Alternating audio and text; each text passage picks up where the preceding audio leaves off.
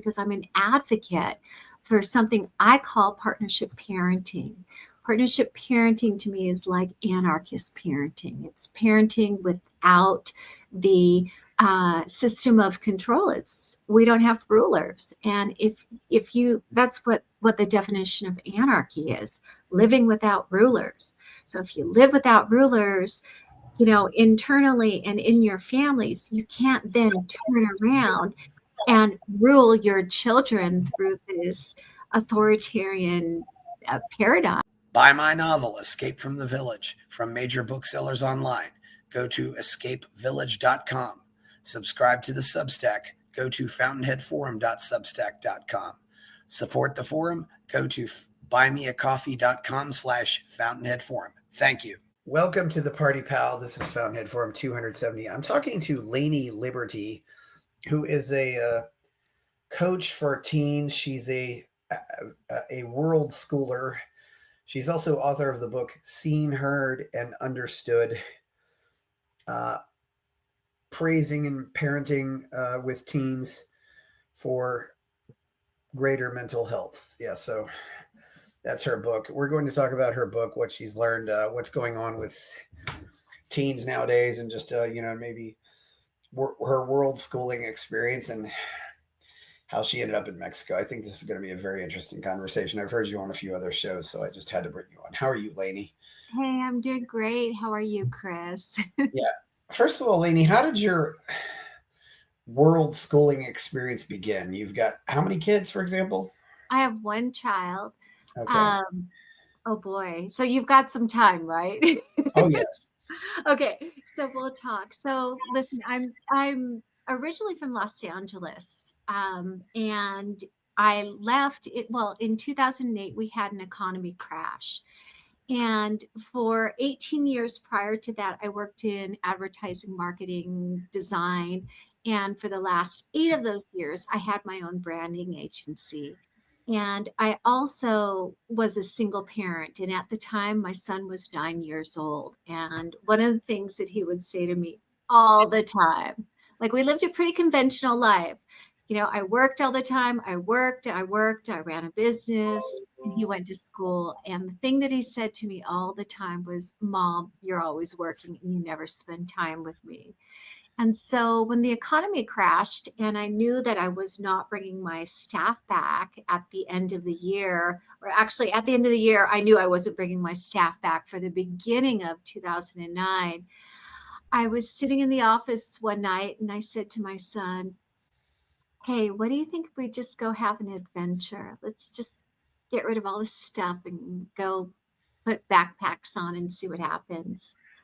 And he was playing a video game and he said, really? He stopped. He looked at me. Really? I was like, yeah. And he said, do I have to go to school? And I said, yeah.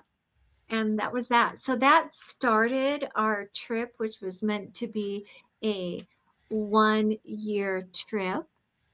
And the 1-year trip actually never ended. So that's been, it's going to be our 17th year out of our birth country. And oh my God, I'm so glad we're not there.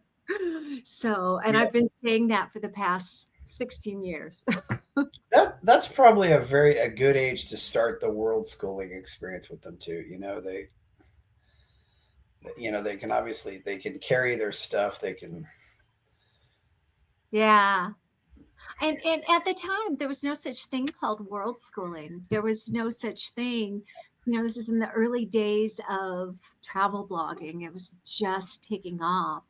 And that kind of became, we started to blog our experiences, and we created our own podcast. It was our project that we were doing. It was like we were going to a place, we were researching, we were interviewing people that we met, and we were writing, producing, putting together this podcast maybe twice a month.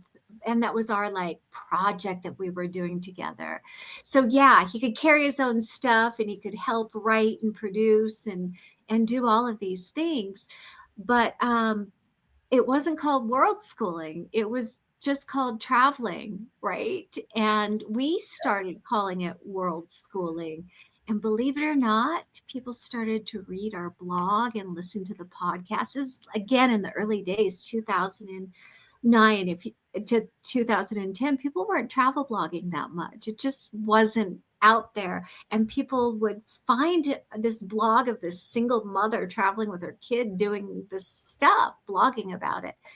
And that actually, that exposure and the popularity of our blog, that actually what became the birth of this movement. People kept writing me and asking me, what are you doing, for education? And I had just discovered something called unschooling, but I didn't like the term unschooling because it says what you're not doing. And I preferred to say what we were doing. And world schooling sounded like a really great, term for what we were doing. And as people started writing us, asking us, oh, you're doing this educational trip and it's called world schooling. How can I do it? And I'd say, I don't know, I'm just doing what I'm doing. And then I'd get somebody else write me and say, where should I go in Southeast Asia? And I'd say, I don't know, I'm in Latin America. And I'd get another question like, how do we travel as a large family? And I'd say, I don't know. I'm, we're two people. So that really facilitated the need for creating at the time Facebook groups were really just starting to get popular. And so I opened up a Facebook group and watched it grow to, somewhat like 40 to 50,000 people over a few years. So like growing this movement, people were interested in the idea of getting people together to answer those questions that I didn't know. I'm sure somebody had that answer. So it was crowdsourcing. And this was a time when Facebook was serious about getting people together too. They weren't Yes. This isn't now. censoring censoring it out.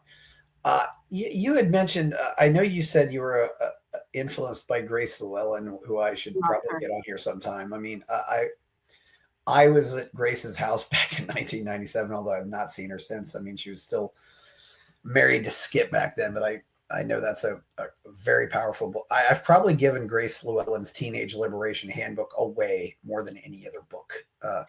I have too, Yeah, believe it or not. I have. I I give give it it, away to everybody. I give it away to a lot. I give it to a lot of new parents, and just it's a Mhm. that yeah. Grace Llewellyn wrote a book called The Teenage Liberation Handbook: How to Quit School and Get a Real Life and Education. And it was initially published in 1991. Uh, so Grace did all of this pre-internet, and really when it wasn't that easy to do your own publishing, but she's really did well with that. Yeah, it's been she's redone the book several times. I can say I've got every edition of that book that I know with every different cover. So I'm always buying a new one when I get it out. That's great. I sent my son, we were living in Peru, and I actually sent him back to the States so he could go to one of her Yeah, not back to unschool camp. yeah. Grace has the annual Not Back to School camp. Yeah. That's a very interesting event. Yeah, we didn't want to turn this into an advertisement for Grace, but Right. Grace has been one of the most well known of what I would call the hippie wing of unschoolers. And as we know the history, that really was where the unschooling movement got started in the late 60s, early 70s. It was the hippies, and there are a lot of Christian conservatives doing it now, and other groups doing it for various reasons. But yes, it's still they were the ones who really went out and fought a lot of the important cases that needed to be fought. So yeah, so you've taken your so where did you all go You mean on our during your travels? world schooling adventure? Yeah, I mean, we've been to more than 40 countries and yeah, yeah, I mean, my son we traveled together really like one-on-one adventure from he was age 9 up until he was 20. We over the past 13, almost 14 years now, we created a business where we facilitate other teens to travel. And that really sort of segues into the work that I do with teens and healing and mental health and all of that stuff. But the Project World, our company is called Project World School. It's kind of like not back to school camp, Yeah. but it's internationally and it's cultural immersion focused and experiential learning focused, kind of like what we were doing when we first set out. Um, but having that business allowed us to travel to all of these different places because we would organize a retreat, a 2 or 3 week retreat for a group of teens. And so we'd have to go to the place before and set up the retreat and make all the contacts. Sometimes we do it a year in advance, but it really kind of propelled us into all of these new adventures that we didn't know that we were going to have because we were able to sell the trips and take teens there, and it just became this wonderful lifestyle where, we were never financially um, rolling in money. We never had a lot of money. We did when we lived in Los Angeles, but when we started traveling, we renegotiated how we managed our life, and what we spent money on and what was important to us. And really, the adventure was most important to us. So we continued the adventure and we continued the learning and the exploring and the meeting and the all of this wonderful stuff that became like the most important thing. And if going back to the States and earning a six-figure salary was important to us, I could have done that too, but I didn't want to. What we were doing, it was so incredibly rich, and we figured out a way to create value for other people while feeding our desire to learn and explore more. And it was this partnership. And I know one of the things that you talked about in the intro was, yeah, I work with teens. I do work with teens, but I also work with families because I'm an advocate for something I call partnership parenting. Partnership parenting to me is like anarchist parenting. It's parenting without the system of control. It's we don't have rulers, and if you that's what the definition of anarchy is: living without rulers. So if you live without rulers, internally and in your families, you can't then turn around and rule your children through this authoritarian paradigm. No, instead, we do things in partnership. And partnership is a wonderful way to approach everything. So, That is a great way to approach everything. One thing, were you unschooling your boy before you did all this, or was he just in the system? he was in the system. Yeah, Yeah. I mean, again, as a single mom business owner, I was always working.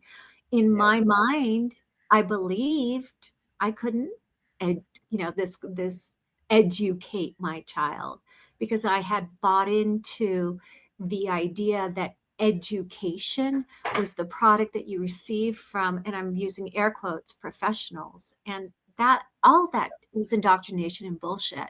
I needed to, kind of de-school that belief myself before I could actually start co-learning and live in partnership with my child. It's sometimes funny how losing everything can give you a lot of freedom, I guess. Yeah. Uh, and so, how easy is it nowadays for teens to travel? And of course, I mean, if teens want to travel on their own, I think if you go back 200 years, it probably wasn't uncommon for a 14-year-old or maybe even a 13 or a 12-year-old to travel alone. But now it's, Yeah. we live in this world where everything is considered dangerous now, which is horse manure. But Well, yeah, so we facilitate trips for yeah, teens, and there is a level of independence when they have to fly to get to, like, I had teens from the States flying all the way to South Africa to meet us for the trip. And once they're there, we're in a community and we're in a group and we do things I'm taking responsibility for them. But the independence of their first flight alone is life changing for them. And it's safe to get a teen or a child to fly Yeah. alone. It is safe. Um, there are lots of societal beliefs about what teens are capable of doing. And I really work hard to smash that. I think teens are capable of a lot more than, some of the fear based uh, cultural beliefs believe that they're capable of doing. um, Adolescence has an evolutionary evolution uh, uh, biology, like an evolution biology purpose. Teens are the ones that, or adolescents are the ones that take risks and really have a hard time calculating the consequences in the future. And they also live by ideology. And that is a wonderful stage to be in. We've had political movements started by adolescents. We've had art movements and music and theater started by adolescents. And from an evolutionary perspective, culture needs adolescents to have some freedom, right? Yeah, I remember when the iPhone first came out, and it was hacked, within 6 hours, and Yeah, I think he was 14 years old. of It, course. it just it was just so wonderful seeing that. It's just and there are things that do happen out of that. It's a or maybe even Mozart writing his symphonies at what I believe was an even younger age, but there are things that do come out of this that are rather amazing because they don't have any children yet, they don't have anything to lose, and definitely I got to know too. You get your son a passport when he's 8 or 9 years old, and then he grows and like what do they see? What happens when they see the passport and he's obviously changed so much? Did you have to get a new passport because passports will last 10 years? If you can imagine, say at Now, 8 if you're you a get kid, a passport, and then 5 years, five okay, years. 5 years, yeah, okay. But I Well, still had yeah, problems with teens coming to our trips yeah, that before they went to before they went through puberty, like they had their photos taken. yeah, And they'd come to our trips and we're like, the passport guy's like, Is this you?" To some of the yeah. teens, and me not being their parent, but being the receiver. I have the paperwork. Yes, this is the person. I have permission to receive them, all of this stuff. But several times I've had issues with parents or with teens' passports that were taken before, and they look very different. Yeah. Or they might do a hairdo or dye their hair. Yeah, it's pretty wild. I can imagine that would be Yeah. very. Yeah. Do you get any? So you have. I got to ask you, where have been some of your favorite places, and what were some of your least favorite places? So my son and I both agree. We have three top favorite places. I mean, we live in Mexico now. We love where Yeah. we are. So there's that. But we love Peru. We lived in Cusco for 3 years, and that was really one of our really deep connected places that we went to. We learned about Andean mysticism. Yes. We touched all of these giant rocks at Sacsayhuaman. I lived right below it, so I would go up at sunrise and sneak in before, the ticket people would let people in, and watch the sunrise. Been to Machu Picchu more than a dozen Yeah. times, like that kind of. We did despachos. Despachos are these, Pachamama offerings, and all of that was really wonderful. So Peru is really has a deep place in both of our hearts. We both really, really love Vietnam. It's just such a beautiful country, and the spirit of the people they're survivors. Like, what the fuck? I mean, they've been through so much, right? And it's such a beautiful country. And the third place that we both really love, and I learned to love it through the eyes of my son, is Greece. Greece is, first of all, this is where anarchy was, invented, right? Also, all other forms of government and philosophy, but my son really loves myth, and we did a big tour of, walking the path of the giants and the titans and the gods and the demigods, and we did a retreat there where we had storytellers, and I just, we explored theater and the ruins and history. I loved all of Greece. So those are the three top countries that I really love. Yeah, yeah, agree. I mean, there's just something powerful about seeing those old buildings. It Yeah. just Greece. I've not. You really sold me. Vietnam. Yeah, that's. Have you been? I've not been to Vietnam. I mean, the only country I've been to is Peru, and of course, I did not go to. I've got to confess, I don't know if I could ever go to Machu Picchu because I don't think I don't not sure if I could handle the altitude. Altitude But is something to but deal with for sure. because Bogota just about killed me, and Yeah. but I like Bogota too. Peru is just a vortex. It really is. I read somewhere that that Peru actually has more species of birds than any other country in the world. They do. It's got all this diversity there, and it's We rainforest. And I can imagine. I suspect the rainforest in Vietnam isn't all that much different from the rainforest in Peru, really. It's so similar, it's crazy. Yeah, But in Peru, we did a teen retreat, and in one day we were in the cloud forest, which is above Machu Picchu.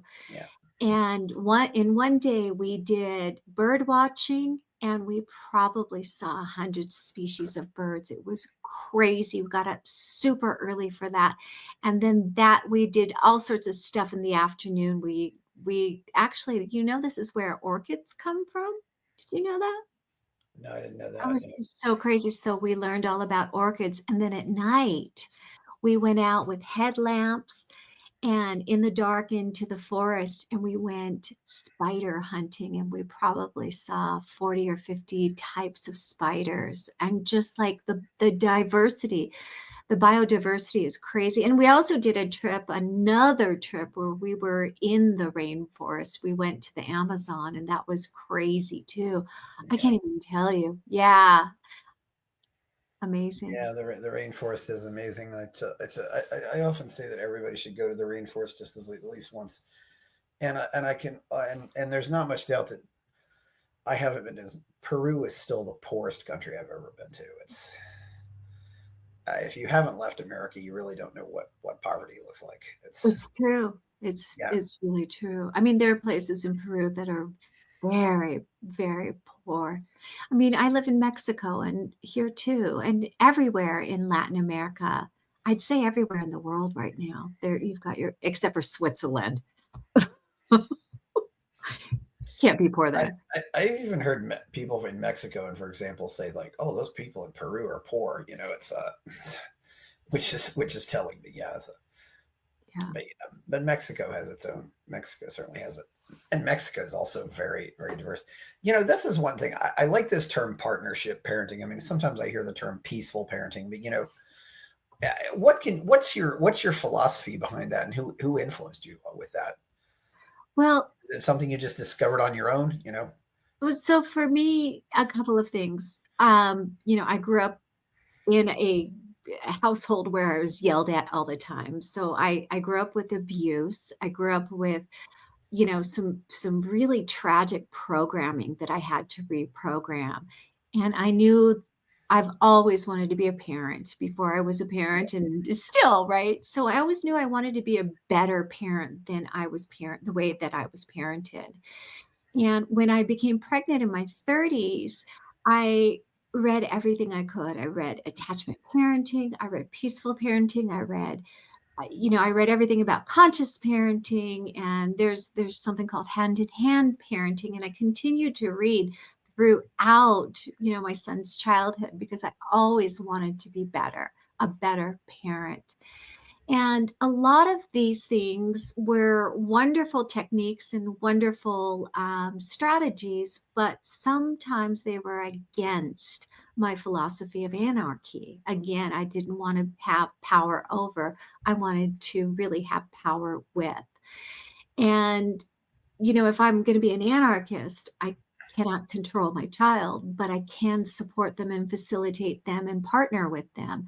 And so I took the best from all of these philosophies and writers and authors and psychologists and kind of created my own style.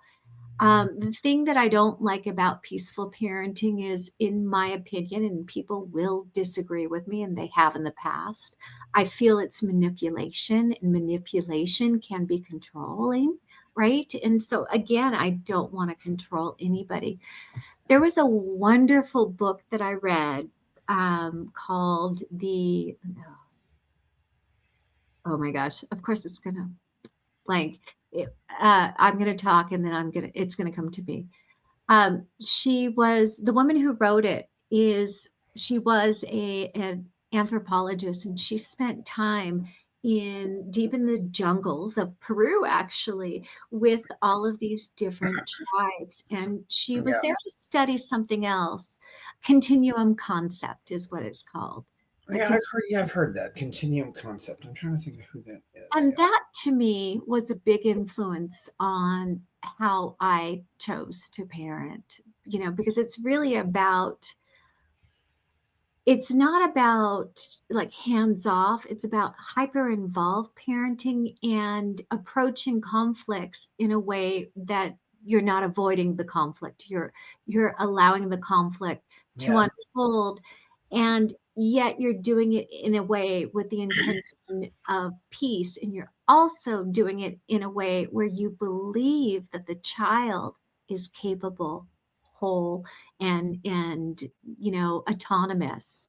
So that's very different than Western way of approaching parenting, which is, let's take this empty vessel, open up their head, fill them up with stuff that we want. And that's bullshit. That is pure bullshit. Our children are born to us as Yeah. full beings. Is that Jean Liedloff? That's her. Yeah. You got it. Yeah. It's a Yeah. great one. Yeah. She went and studied. Yeah. Well, she also is very much in favor of keeping physical contact with the kids for until they don't want it anymore. Yep. Yep. Carrying them in a back on your back or something like that instead of using stroller. Exactly. I'm not sure how that make. Yeah. There's definitely some parents that do that, but as they get older, they do want to be a little independent. Yep. You've applied this to adolescence, and where do you think is going wrong here? Because I really it doesn't help that we only hear about the bad stuff, Of course. and the media loves it. I mean, one of the reasons why I thought I should have you on here is, I'm still trying to wrap my head around the fact that a girl in Wisconsin, a 15-year-old girl in Wisconsin, shot two people at school and then took herself out. You Yeah. don't. Every time I see that, this is a mental health problem. We're talking mental health, and mental health problems in most cases, not every single one, are either generational or based on abuse. Okay. Yeah. So, if what I mean by generational is, if somebody grew up disconnected, they're not going to know how to connect to their child, right? If they were constantly, controlled or told to sit down and behave and sit down and shut Yeah. up and ignored, they have no modeling, nor do they have the neural pathways or a secure attachment to be able to then attach securely to their children. So this is the generational problem that we're talking about. And there have been study after study after study, and I'll talk more about mental health, but from the perspective of addiction, actually, the biggest cause of addiction is non-connection, non Yeah. connection, right? So if you're not connected, that causes havoc in all these different ways. It expresses itself in all of these different ways. And there are ways to heal, like attachment wounds. There are ways to reprogram your belief system.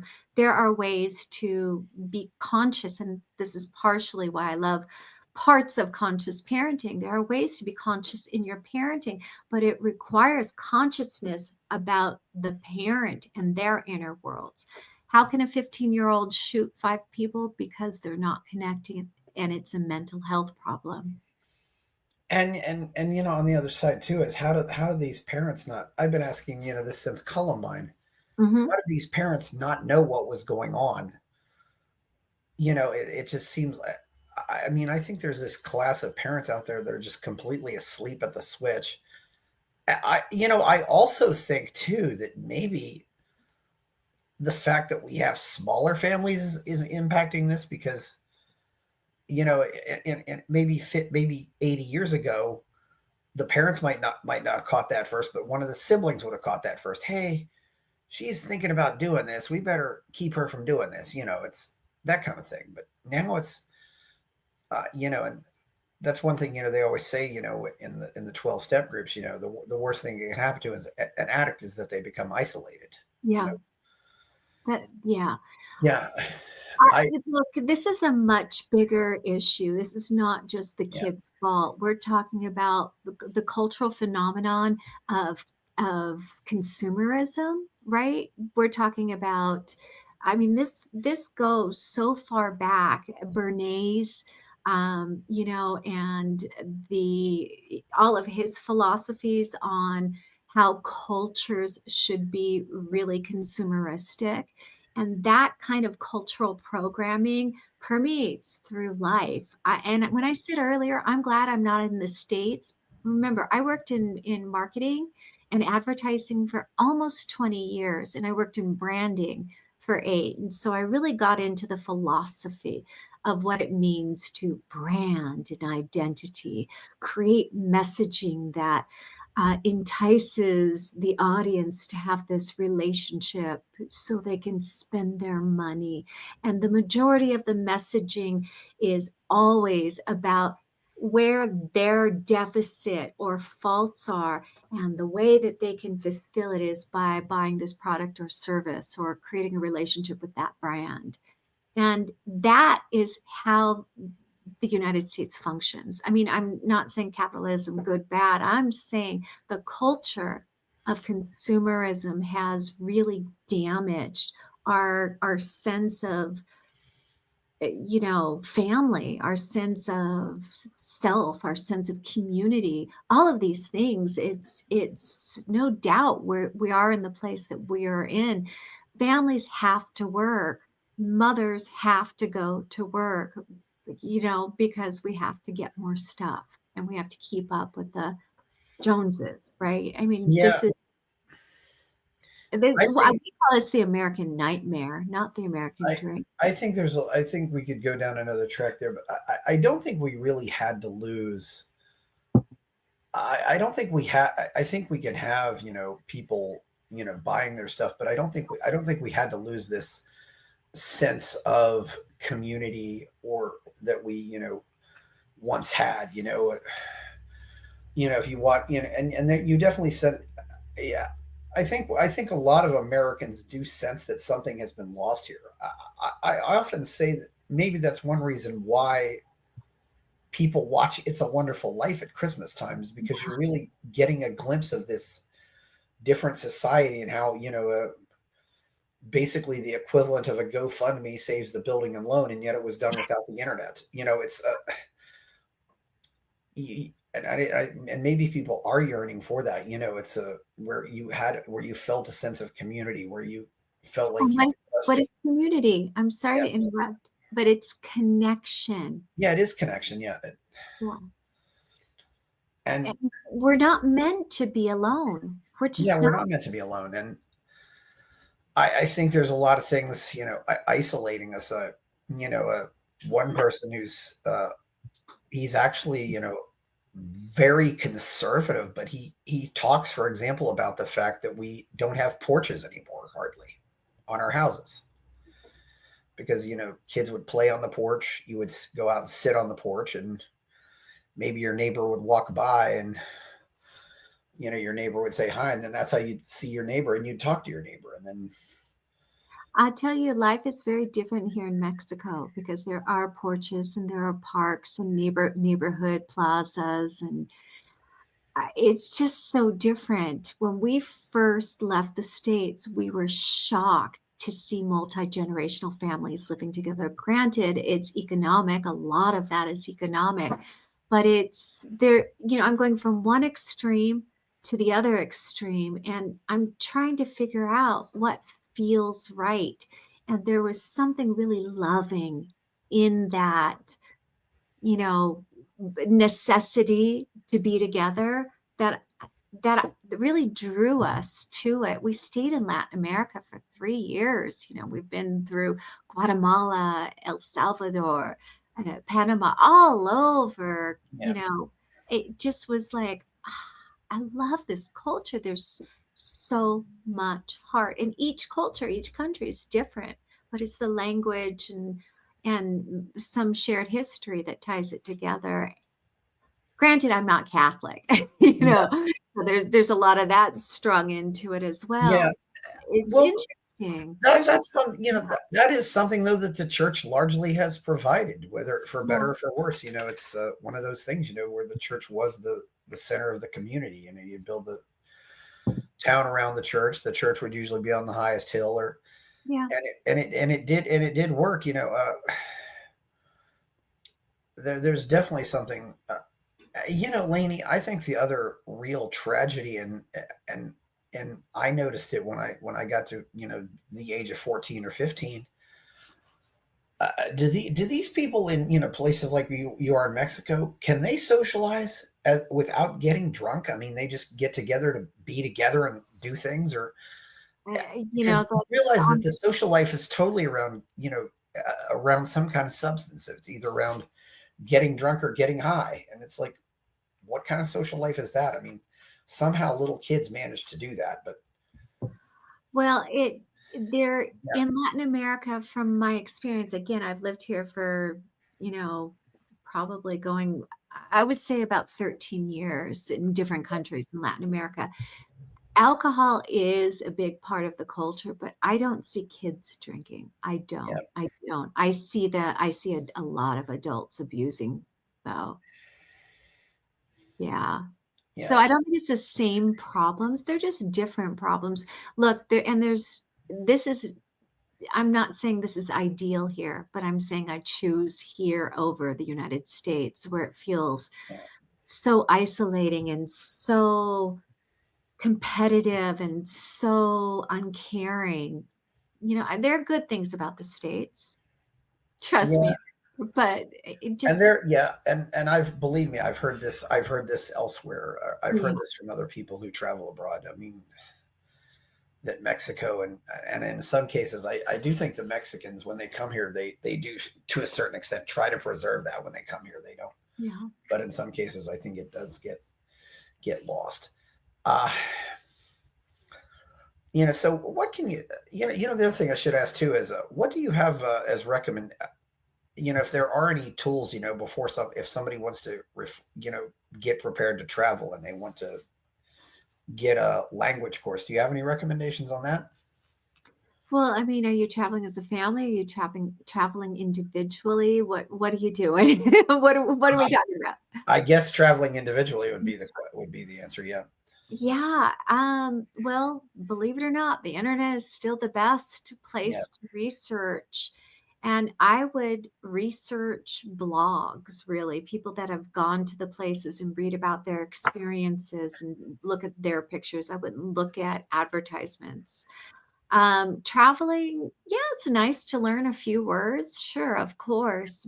But if you're going to relocate, then yes, commit to learning that language. yes, That makes a difference. There are so many, and it's so obnoxious here, so many expat, and I hate using the term expat communities because it's a slap in the face to the locals, right? We are a guest in their country. Even though I have residency, we are still a guest. I am not Mexican born. However, I have no right to try and change their culture so I'm comfortable. And I really should commit to, and I do, to integrating with the local community. This is why I'm in this country. But so many expats. So I'm an immigrant. I'm an immigrant as somebody from Mexico goes to the United States. It just is, right? Yes. And there's so many, again, I'm going to use the term expat, but they're expat communities, and all they do is hang out with themselves and do what they did in their own place. And they're really, um, they're here to capitalize on their dollar going further. And it's a bit of exploitation, and it's kind of embarrassing. I think everybody should live their best life wherever and whatever.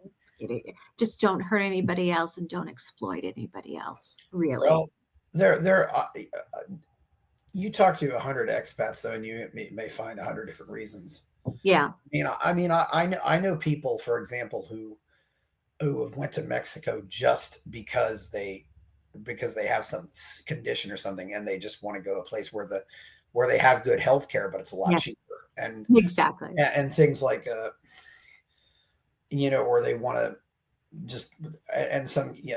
I've heard the worst thing is I heard from another guy who is very much more like you. He's an American living in Mexico, but he's embraced Mexico. And he said all of these expats were screaming and shouting that we need to shut down the economy for this stupid virus. And he just thought, and it's like, these people can't do that. They can't afford to. They have to work to earn their living. And that to me is very much a slap in the face. Yeah. Not to mention it's like if you're just going to hang out with expats, why did you move? It's like Yeah. I'm not going to leave America so that I can live in America. And in some ways, I'd have all the disadvantages of living in America, and then have all the disadvantages of not living in America at the same time. It's yeah. Yeah. There's Yeah. Yeah, I it is kind of yeah. I don't think it's right either, but it doesn't shock me either because and like when one guy told me, he said, Costa Ricans don't own property in Costa Rica anymore. Oh, yes, and actually, Yeah, you know what? I'm sorry to interrupt, but you asked me early on your favorite countries and your least yeah, favorite countries. I yeah. I didn't answer that. Costa Rica is my least favorite country I've ever been to. I hate that place. What do Sorry. you hate about that? What did you hate about it? Oh my It's god. become too Americanized. Americanized. They're also the Costa Ricans. There's first of all a lack of history, like indigenous history, and it's all colonialism for the most part. There are Yeah, teeny little pockets in the country where there are hints of indigenous culture and influence, but the rest is all colonialized. And there was a massive marketing campaign in the 90s to present this image of Costa Rica as this eco forest, and everybody there is so aware, and all of this. It's just bullshit. It's greenwashing. It's none of that stuff is real. And so for me, obviously I'm not falling into any of that, but somebody who worked in marketing, I understand the language of this kind of framing, and it was basically greenwashing. And so presenting the image of something that was not in order to appeal to whatever that current trend was really insulting. And I just, ugh. And the yeah, people are kind of arrogant too. yeah. I was watching it. I watched a video once, of it was supposed to be a marketing video for Iquitos in Peru, and I just saw some of the stuff in that film. Bullshit. And it's like, this is not Iquitos, or at least not the Iquitos I saw when I visited there. And I don't think the people are even going to know until they go there. But then they've Yeah. And that already is, spent that money. It's and there's this entire what I would call the expat industry, and I think it's in a lot of ways I think there are some good people there, but I think also some of them are very questionable. They're just trying to sell you on their own pet project, or sell you on their real estate project, or sell you on their condos, or things like that. Yeah, it's a but I wanted to it seems like we're talking more about expat life than parenting, but It's okay. what do you think? What do you when do you when do really partnership parenting though is always from the beginning. I mean, I where do you think how does that work? As your kids grow up, because Well, look, partnership, if you think of a partnership, a business partnership yeah, or a romantic partnership, yeah, any of those partnerships we talk about really freely, right? And we know, let's say in a business partnership, one person excels in a skill in this area, another person excels in a skill in this area. They don't have to be the same, and they're not equal. I'm not talking about equality, I'm talking about partnership. yeah, So this person might have to do his work, more to support this person. Let's say this is a business person and a creative person, and together they have this really strong, product or brand or whatever, right? But that's a partnership. Everybody knows what they do. They know what their needs are. They know what their skills are. They know what their desires are. So approaching a parenting relationship with a child in partnership is much like that. As a parent, obviously I'm the caretaker, I'm the breadwinner, but that doesn't make me better or greater than this other person who has these great skills of curiosity and growing, and sort of like this wide-eyed adventure for the world. Like I learned so much just by seeing the world through the eyes of my son, and that was his role. His role was also to be curious and to learn. And together we did all of these things in terms of making decisions of where we go. Yeah, we did them together. We both researched. He's an avid reader. We both had, like, again, like, I got to see Greece through his eyes and through all of the things that he had studied, and that to me was, wow, what an experience of Greece. And in fact, when we went to this museum of all of these wonderful, marble carvings, and it was the main museum in Athens. We were talking to the docent, and my son was like talking about this and this myth and this and all of this stuff. And later, the docent, the woman at the museum, said, "This kid knows more than PhD levels, on this yeah, particular topic." And so to have this kind of experience to go through, and that was his role in the partnership. He did what he did. And as he grew, more responsibilities became part of his, you know, his in his patch or whatever.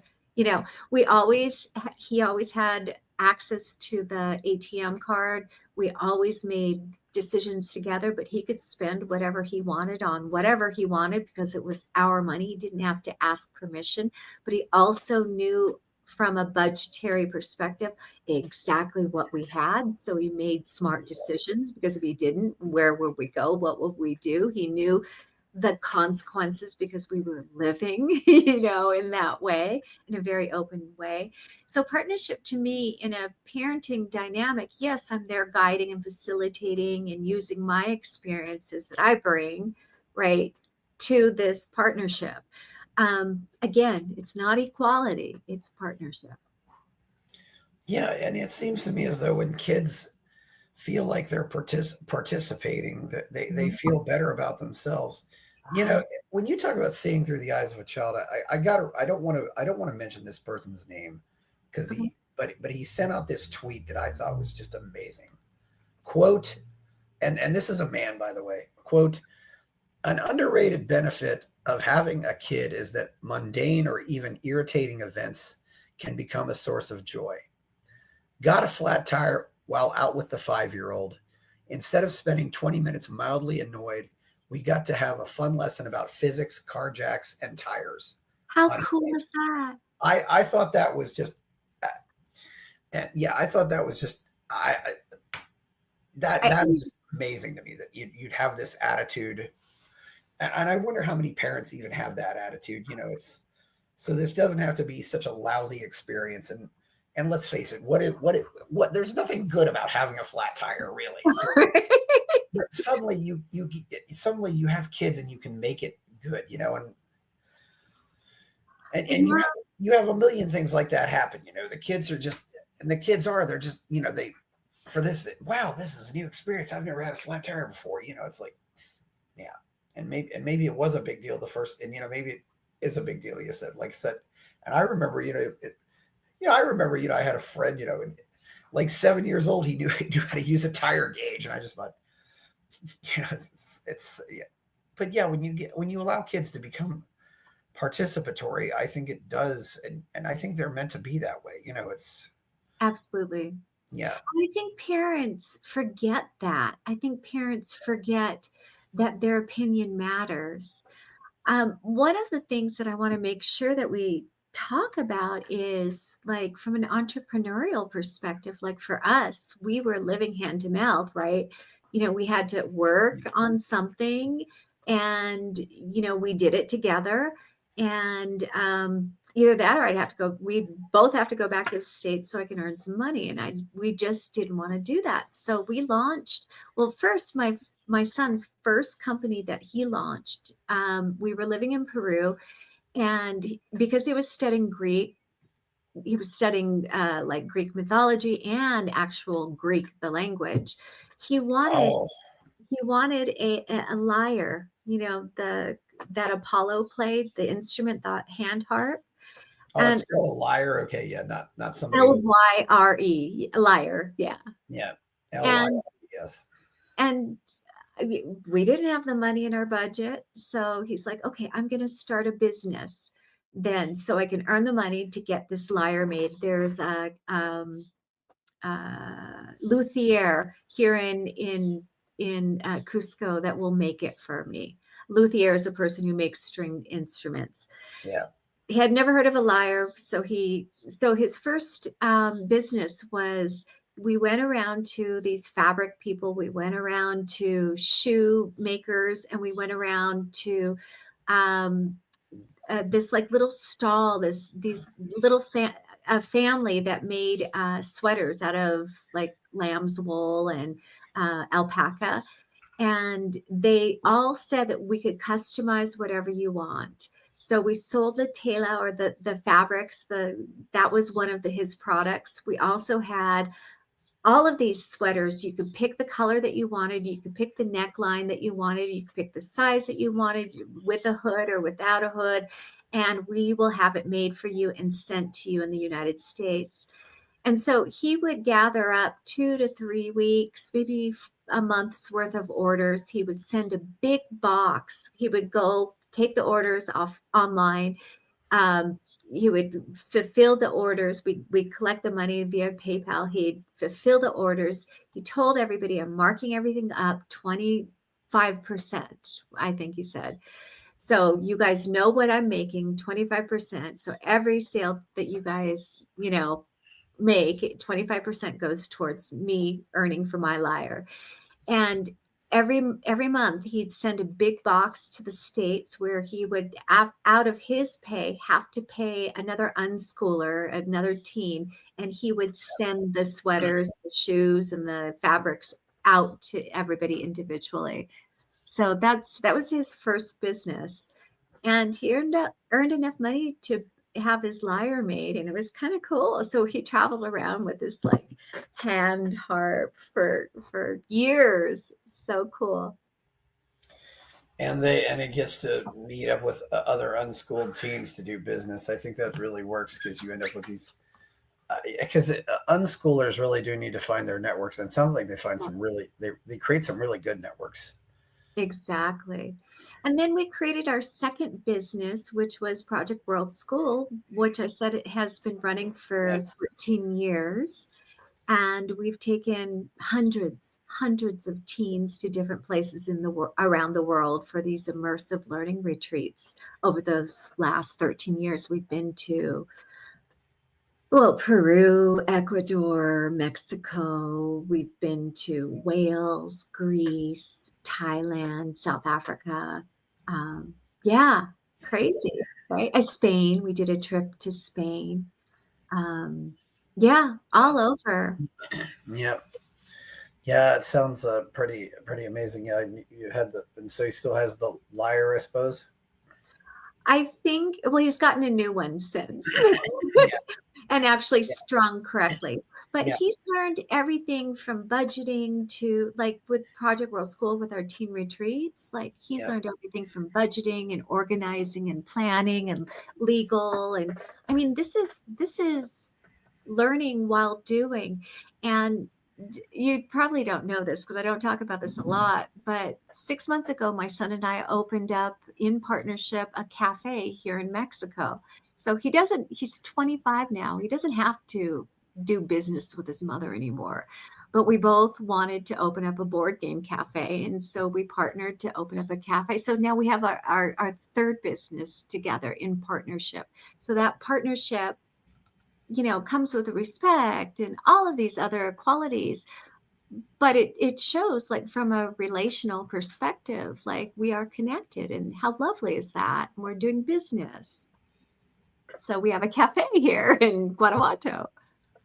yeah. That's amazing having a cafe. And how's he doing overall? Is he having a pretty good life? Then it sounds like. I mean, He's got a girlfriend. He's about ready to move into a new apartment. Yeah, he designs board games, and he's really, really lit up about that. He plays bass. He's got a massive circle of friends here. It's a really, yeah, he's got a great life. I think yeah, so. he's built that in Mexico. Yeah, it's Yeah. wild. Yeah, Wow. yeah. It's yeah. That's one thing. And I'm largely come to the conclusion that the kids who come from homeschooled actually are healthier socially than their school peers, because they actually have real relationships, and they don't. It's how do you think the insanity of almost 5 years ago impacted kids? I think it was extremely negative on them. It was the hardest thing for teens to go through. The rise of teen suicide and depression and self-harm was tremendous. The um, yeah, the numbers are just so tragic, absolutely tragic. That's when I started working with teens online. I started teaching them tools for mental health. For me, tools are that one thing that is not going to judge you. It's outside of yourself. It's an objective thing that you can use and use it yourself. And that to me is all about personal empowerment. The other thing is teens, it, adolescence is a time when teens are starting to individuate, and to lock them down, it really went against what their biological programming needed. So there was a lot going on. Tools can help somewhat with that, but we're talking, this was a really tough time. It's also when I wrote my book, Seen, Heard, and Understood: Parenting and Partnering with Teens for Greater Mental Health. And I've got in my book a full chapter of just tools for depression, tools for anxiety, tools for exploring their passions, their purpose, tools for starting to understand their inner voice and their programming, and to reprogram that and using reframing tools, tools for shadow work, tools for really knowing their inner worlds. And the sooner a person can understand what's happening inside of them, their whole outer world perspective starts to shift, and they feel empowered. Yeah, I can see what you mean. Yeah, it's gotta be so disempowering. I really felt, I wasn't one of them, but I really felt, for a lot of the kids who just so live because of their clubs and their friends. Yeah. they would have all that taken away. But then some of the others, because sometimes I'll be in my neighborhood and I'll see this bus stop and I'll just see kids, and it's just like these kids aren't acting like kids. I'm thinking they're too quiet. They're just too still. It's like they're not just talking and just the way Yeah. we did. It just doesn't make a whole lot of sense. It just I don't know what's happening. And Lainie, another pet cause of me. You're familiar with Lenore Skenazy, and the whole concept of free range kids. This was something that was considered mainstream 70 years ago. I don't know how this is going to impact us, and I don't know how we fix it either in America. I think anymore you almost have to go abroad with your kids. Yeah. You know, I mean, that concept, look, I think she did a lot of good Oh yeah, for many people, but I also think, the environment that you're in the United States, it's it's like Big Brother. People tattle on you for, I know yeah, families that, their kids are playing in the front yard and their neighbors call CPS on them and they have to deal with that. I know personally families that have had these challenges. And so the freedom is not really a part of United States culture. So it's really and the kids, like I can hear kids right outside my gate right now playing, their soccer ball always comes over my fence and I'm always, hey, yeah, senora.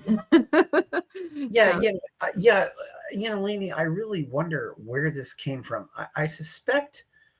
fear. I suspect most of the people most of the callers are not parents. Yeah. So if you have a bunch of people who don't have parents, and the other thing too is nowadays with the proliferation of cell phones, Mm.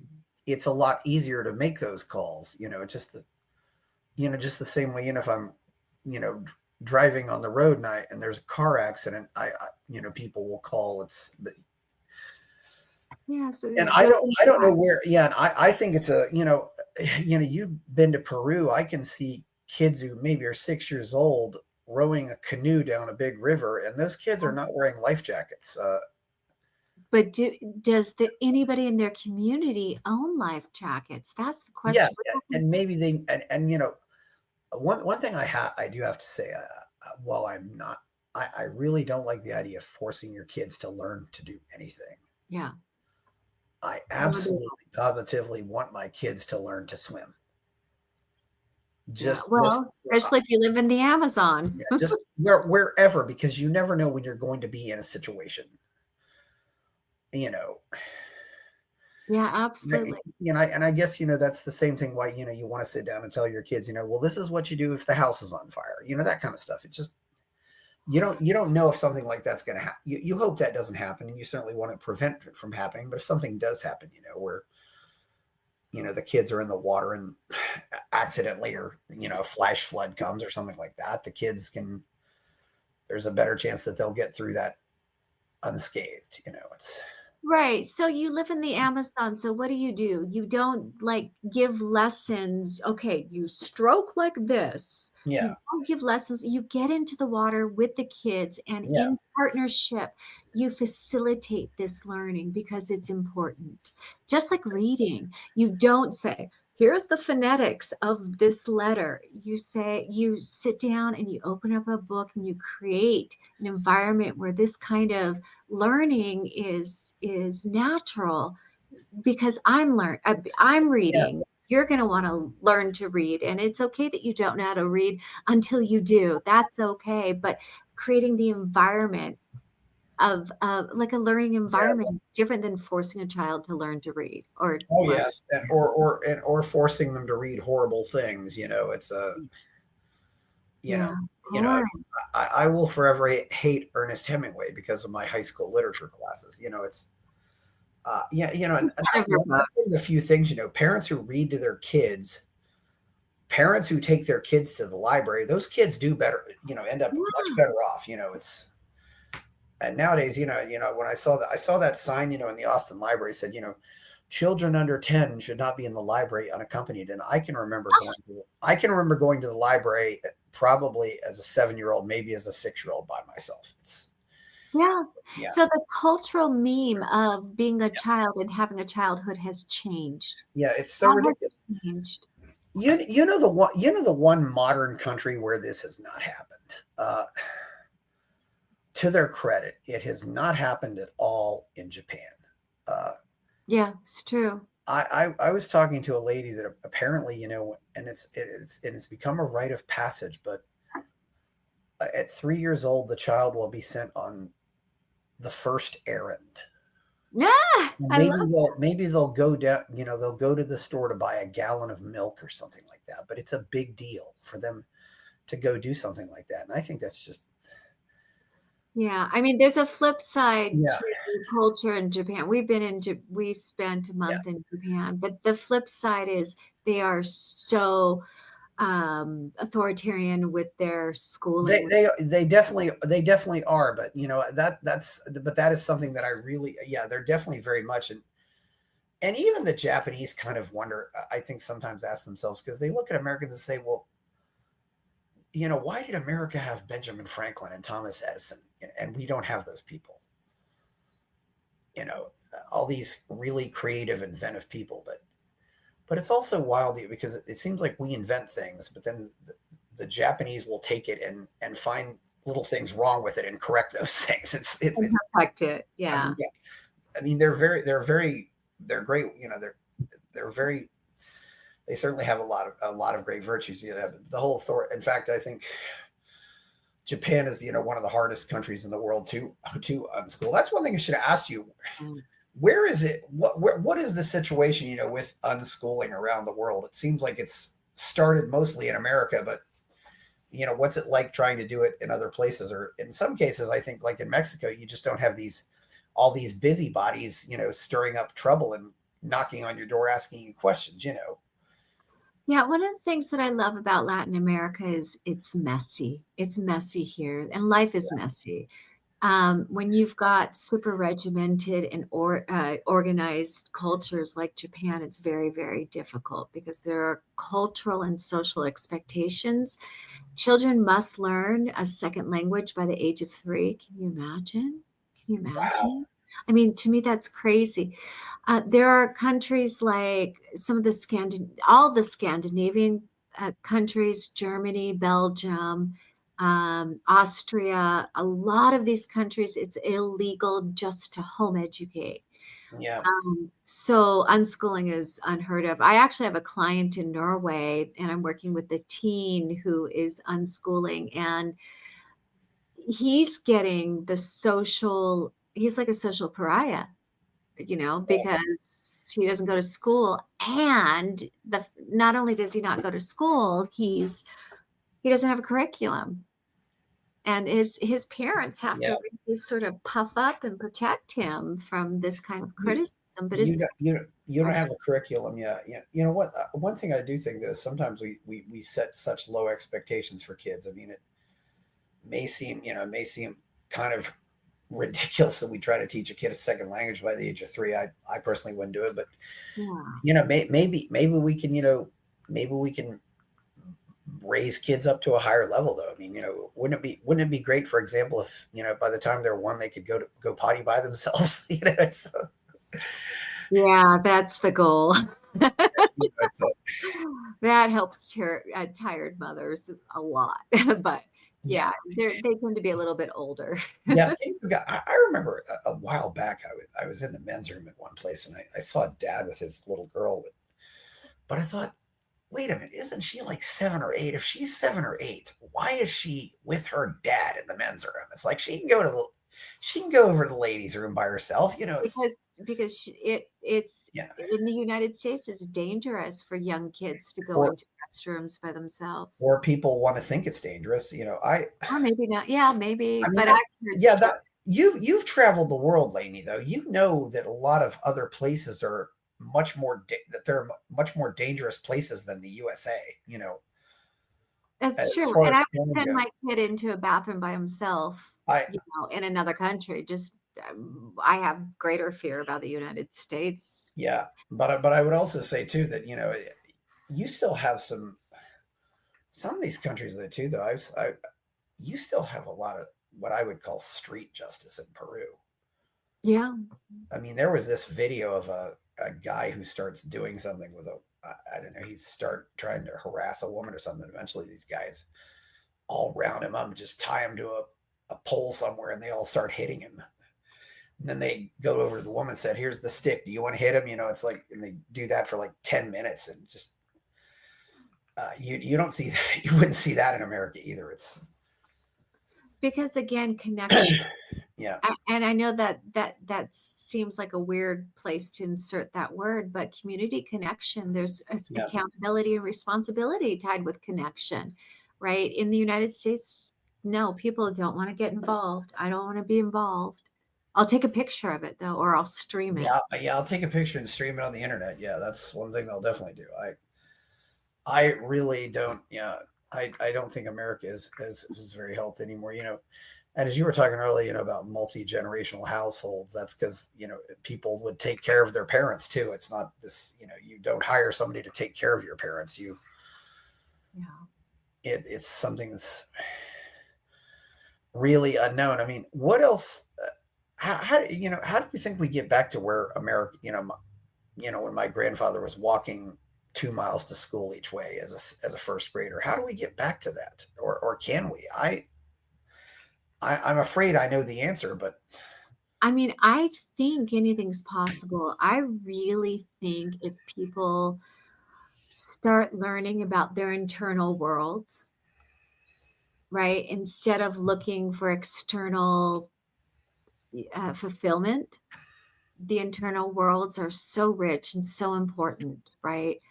That means if people understood what their values were, if people understood, what their principles were, what their ethics were, what they wanted out of human connection, like valuing the human connection, but really becoming a healthy internal individual, that could have a ripple effect. I mean, it would take many generations, but that could do it. I mean, we could still have consumerism, but healthy, conscious consumerism.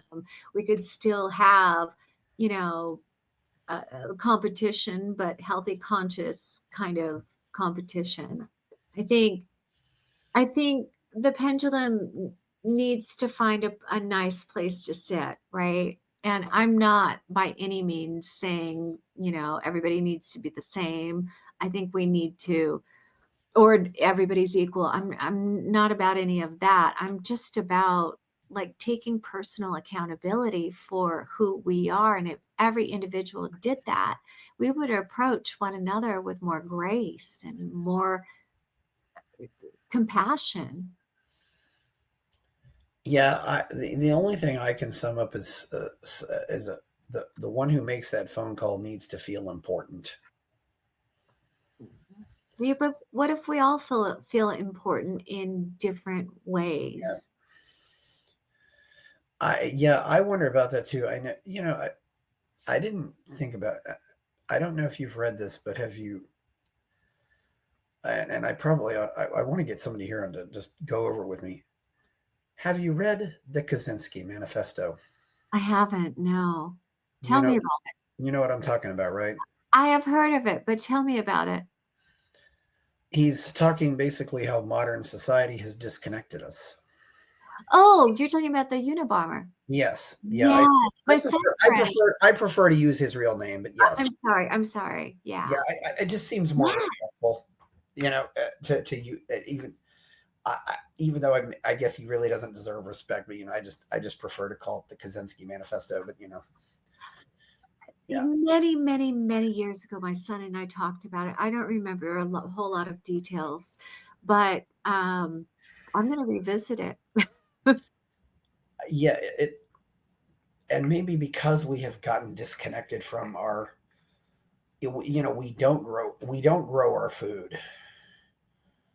We don't really we don't build our houses, although maybe occasionally we do our own repairs on our houses, and maybe occasionally we do repairs, but maybe because we don't, but because we've got disconnected from the fight for survival, that we're just wondering what we're doing, and maybe we don't have that purpose that we once had.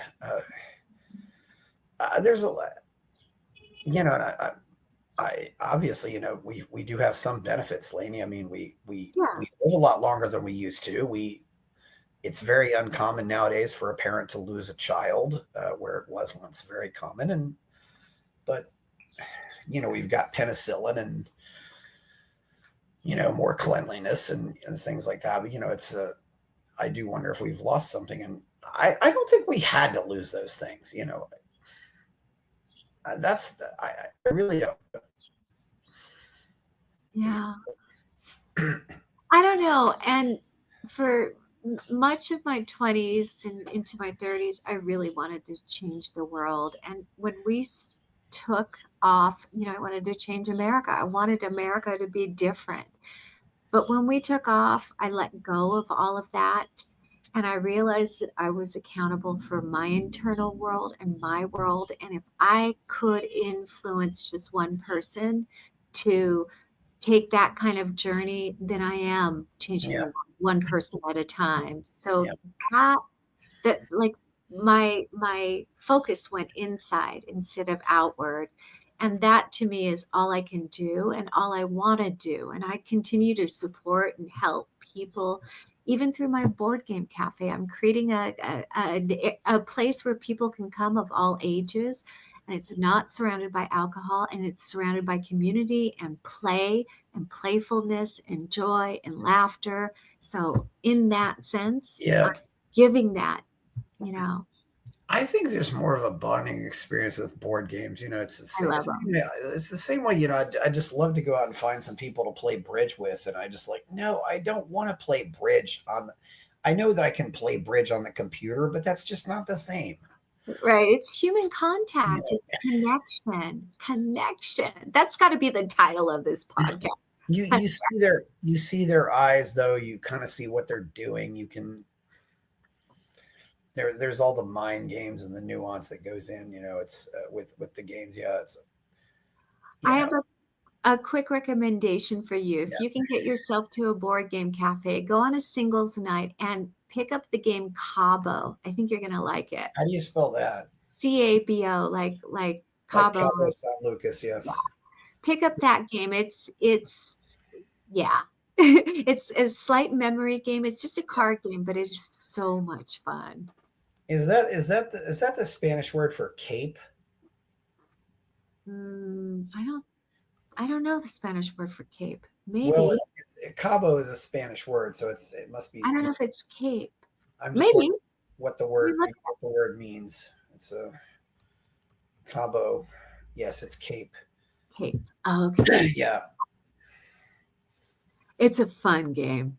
yeah, yeah. Just a simple game. If you like bridge, you'll like this game too. It's just quick. Oh, bridge. What are some of the other? You mentioned that the continuum concept. What are some other books out there that you think people should read nowadays to become better parents, or just to become have help to build partnerships with all the people they partner with? Well, I have in my book, I have a massive recommended reading list. It I is, figured that. Yeah, oh my gosh, it's yeah, it's 4 pages. Look, suggested reading. yeah, It is so big. I have so much reference here. It yeah. depends. There's parenting books in here. Hold that cover up again, please. Oh, sure. Yeah, for the people on video. Yes, seen, heard, and understood Lainie Liberti. Yeah, in fact, I'll probably use that as a screenshot. But yes, thank you. Yeah, I love that cover too. Yeah, Thanks. yeah, it's a Mexican artist did the design for me. Mexican artist, really. Yeah, Yeah. Um, I have so many books. I think mental health is so important, and most people believe that they have to, find somebody else to give them mental health. and it's not true. I think we need to empower ourselves. We don't need to outsource our mental health anymore. There are tools that you can use, and if you've got your own, sort of like hands of cards, if you have your own tools, use them. You Yeah. are accountable for your world, for your internal world. And the more that you take responsibility for what's happening inside of you, the greater, control you have over your own trajectory on this planet. Yeah, I do think it helps though if you have, I know a guy who got out of prison a few years ago, and he said one of the things that helped him, is he found a friend who was interested in the same things that he was, and he had a friend who, and that's another thing, that really upset me about all the coronavirus nonsense is what are these people going to do without their AA meetings? Wow. Even if obviously you still have to help yourself recover, but it helps when you Yeah. go meet once a week with people who are going through the same thing you are, and you at least know that you're not completely alone. It's I agree. you groups like Alcoholics Anonymous or some of those other Narcotics Anonymous or other groups like that where And they're so important, but they yeah, teach you tools, right? yeah, Those are the groups that keep you accountable, but yeah, they don't fix you. You fix you. You yeah, do the work, but they keep you accountable. So yeah, yeah. we need both for sure. We're talking about connection again. The accountability in it, it might even, become a little sometimes, especially with men, it might become a little bit of a competition, but Yeah. you keep because because often when addicts fall off the wagon, that's what happens is they might end up hanging out with their old friends. Like, no, don't, I can't hang out with my old friends. I have to hang out with my new friends. Yeah. It's that kind of thing. I love that cup you have there. It's a big one. It's so big. Lovely. Yes. Yeah. I've got, yeah, it is, as you said, it is messy. It is a lot easier sometimes to do things in places like Mexico and Latin America where it is, maybe not as formal. So I guess really nobody ever asked you, why isn't your kid in school or what's going on with your kid? Yeah. It's kind of left you alone. Yeah, pretty much. Yeah. Yeah. Yeah. Any other place? Did you go to all the continents or any other places you thought that was really special? You mentioned Vietnam, Peru, and Greece, but I mean, I like everywhere except for Costa Rica. yeah, you didn't like Costa Rica. I like everywhere. And there's still so many more places to see. Every place is new. We really didn't go into the Middle East. Yeah. So I'd like to. Unfortunately, it's in shambles now. I've always wanted to go to Iran, and I've always wanted to go, believe it or not, and I've always wanted to go to Lebanon. And those places aren't because Yeah. culturally they're rich culturally. I'm They're not talking all over about the place. getting Yeah. involved with politics or any of that bullshit. I'm talking about exploring cultural and history, culture and history. That's interesting to me. Yeah, and I don't know necessarily how safe it would be. I mean, the closest I've been to I've been to the Caucasus region, Okay. so I got to Armenia, which of course has a border with Turkey and Iran, but it's a Wow. and I went to the Sakkart, their neighbor to the north, Sakkart as I prefer calling it instead of whereas most people just call it Georgia, but there's some amazing places to go out there. Yeah, Yeah, so I have friends that are living in Georgia and Albania right now. yeah, yeah, you have some people all over the world. Sounds like is Yeah, it, that's great. Yeah, and it's great to know that too. All those you got to synchronize all the time zones, but yeah. it's fun. Yeah, but, I've had people from all over the world on this show, so yeah.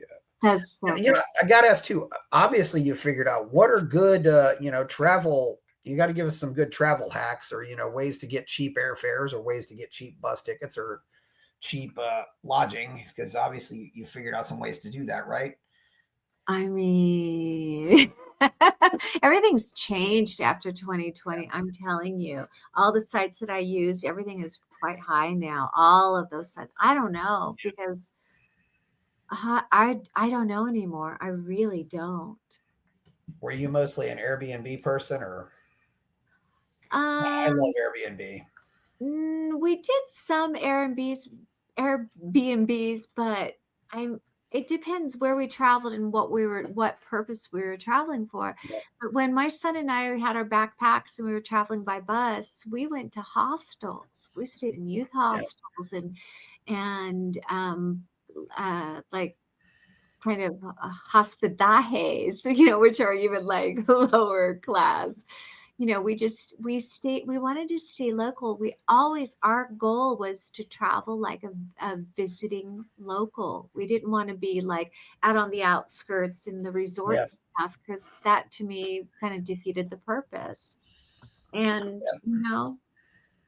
also staying in a shitty place means that you don't spend a whole lot of time there. You're out and exploring.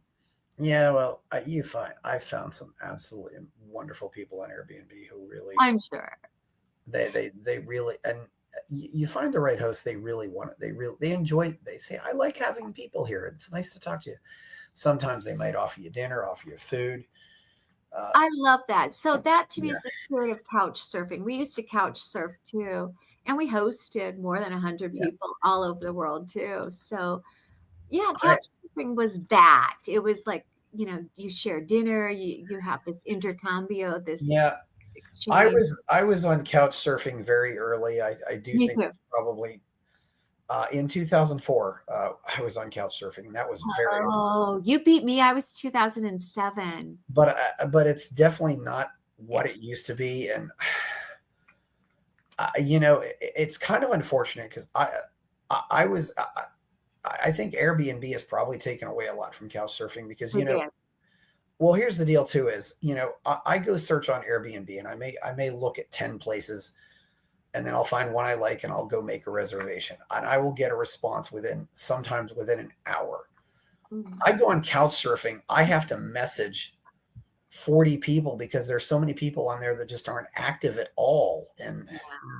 they and it really kind of shows the problems with a so-called gift economy. You end up spending a lot more time but you don't spend the money, and I'm probably not a very I have hosted a few people but I'm not a very good host, and unfortunately also now you've got a certain contingent of what I call lifestyle couch surfers. Yeah. They're not they're couch surfing all the time and they have no intention ever of returning the favor. Yeah. Uh, Yeah. yeah, That it's doesn't interest me. I haven't, I'm my current, I'm not, but yeah, so I just kind of said, well, this is, I just rather go on Airbnb at this point. It's easier to use because it takes me less time and I end up with, you can put your reviews up of people on Airbnb and there are some really great people on Airbnb. You Yeah. find they like to help travelers. Yeah, it's they'll give you tips and, the one lady, one of the nicest people I found, was Mexico. One time they said, you need an umbrella here, use it, you can borrow an umbrella, stuff like that. That's sweet. Yeah, there are good people everywhere. Look, don't get Oh me yeah, wrong. Yeah.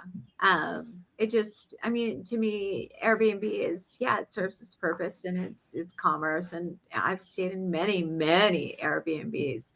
But when my son and I traveled, like early on, like we're talking 2009, this is pre yeah, Airbnb. yeah, We it were was, yeah. hostels. Yeah, hostels, and sometimes you just find hostels, by the way, by word of mouth if you want to stay in a hostel. Exactly. The last time I stayed in a hostel, I think was early 2018. Now I just go to Airbnb. It's usually you. It's kind of cheaper actually than a hostel for several It people. can be. You get really good internet. This is one thing. The internet in Airbnbs is often immensely better than a hotel. Yeah. Yeah. It's It's it's also often they'll let you can do the laundry. It's not unusual to do laundry with an Airbnb. yeah. And as I said, self-serve laundry because it's not always easy to find self-serve laundry when you're traveling. This is true. You want- This is very true. Yeah, I just want to go out to a laundry place and take a couple hours and do my laundry. I don't want to, give my clothes to somebody and have to wait on them or something like that. Just Yeah, you don't find a whole lot of those self-serve places in Latin America at all. You have to go to a service. You bring them a bag, they weigh it, then Yeah, you pay them, and you come back 2 days or yeah. a day or 2 days. Yeah, Unless your Airbnb host has one on site, exactly. which often does happen. Thank God, and that's really great. Yeah, that they do it. So it Yeah, does depend on the Airbnb host you have, though. this is true. I had one who helped me, help me with my little trip into the mountains, and another had, set me up with a driver, and Oh, that's nice. it's they're yeah they some Airbnb hosts are just and it's you don't always get that, but every once in a while you get a good one. It's just like yeah, it's all worth it. I'm glad I use this service. It's Yeah. yeah, I wasn't sure, if you had any, because No, I don't have any yeah, specific tips. I'm yeah, sorry. I it mean, sounds like you're just not traveling as much as you used to. right, and the reason why we ended up in Mexico is we were in Mexico when the world shut down. So I arrived in January 2020, and we had flights actually to Japan. We were going back to Japan for the second time, and we were supposed to leave in April, uh, maybe before March, I think. And Japan was shut down immediately, and so we just stayed. Like we were living nomadically. We had no other place to go. So I've been pretty stationary. I mean, I've been back and forth to the States a couple times to visit family and go to conferences and things of that nature. But like this is my home now. And also like when I traveled with my son, he was young. Now he's almost Yeah, 26 and we have a business. So like yeah, we're a little stationary now. We're rooted here. yeah. What was that? Also, you just happened to be in Guanajuato at the time, or No, we were in Playa del Carmen and we kept waiting and that's where we were for the yeah. conference. And I'm not a massive fan of Playa del Carmen. It's very gringo. And Yeah. Well, all of the, everybody talks about, you hear all the talk about cheap Mexico, but you go to a lot of these it's not places, you're cheap. not getting cheap Mexico. No, You're getting American prices because they know totally. why do they charge that? Because they can. Exactly. And because people will pay it. Exactly. You have to go, a place like Guanajuato, I don't know if you're familiar with it, but there's that one channel that was, well, they're not, I don't think there was that one channel called Tangerine Travels, and I don't know. they were they went to just about everywhere in Mexico, and it was Oh, really wow. they were a couple, and they broke up, and it's not quite as good since they broke up. But Oh, that sucks. yeah, that was the weird. The funny thing about Tangerine Travels was it's like I don't like the guy by himself. I don't like the woman by herself, but I like them together. Tangerine. Yeah, I never Yeah, watched it. So they just because they play, they have that chemistry, and they really, there's a contrast between the two of them. It's just and they went to just about everywhere in Mexico, and yeah, and they settled in Querétaro, yeah, Querétaro, you mean Querétaro. Querétaro. Okay, yeah, I knew what you meant though. Querétaro. Yes, Querétaro. You have to oh roll yeah, those R's. Ugh. yeah. I've been yeah. So I've been to Guadalajara, which is nice. Yeah.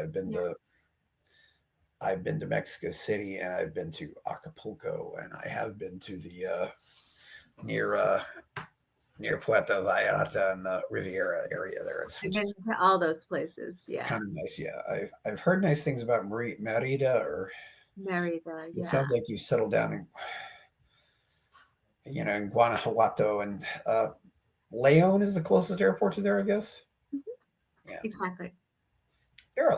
there's a lot of Mexican cities you can fly from an American airport to. Of course, a lot of times I just go down to San Antonio, and I drive to San Antonio, go to Mexico City, and then you can pretty much go anywhere from there. But yeah, Exactly. I love Mexico City. It's expensive though. yeah. It's I love it though. Have you had any? You've never had any real issues down there with crime or anything? It's just No, I'm gonna knock on wood, but no. that's good to know. Yeah. Well, any other? I also asked you too. What are your So you really haven't traveled much though since 2020, which so you're I've traveled a lot in Mexico, okay. Yeah, within Mexico, but I haven't been. I think I'm going to Peru, back to Peru later this year. yeah. But Any oh, other and I went places? to Thailand last year. So yeah, I guess I did go somewhere. Any Thailand. other places in Mexico that you really like a lot, or don't like a lot, or don't like at all, or Well, I mean, I haven't been everywhere. I like Querétaro. I like oh my gosh, I like, if I'm going to the beach, I like Zihuatanejo.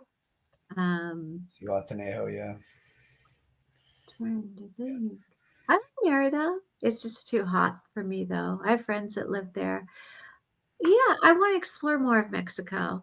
I mean, I've been to a lot of places. I've been to Puerto Vallarta. I've been to Acapulco. I've been to many, many places. Also in the Yucatan, Valladolid.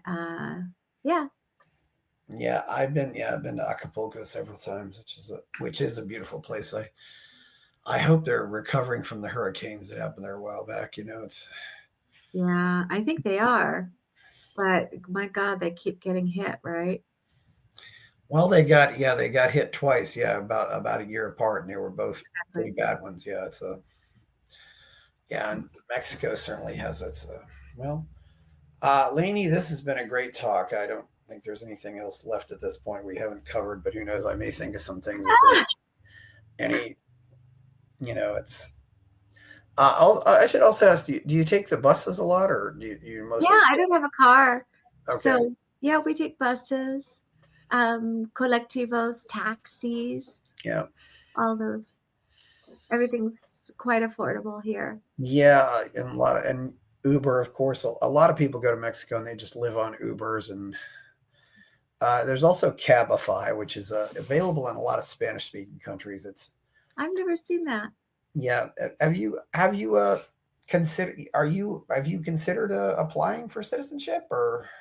So this year I will convert my temporary residency, which was 4 years. I'm going to convert that to Yeah, permanent residency, and then after that I can go for citizenship. yeah. Yeah.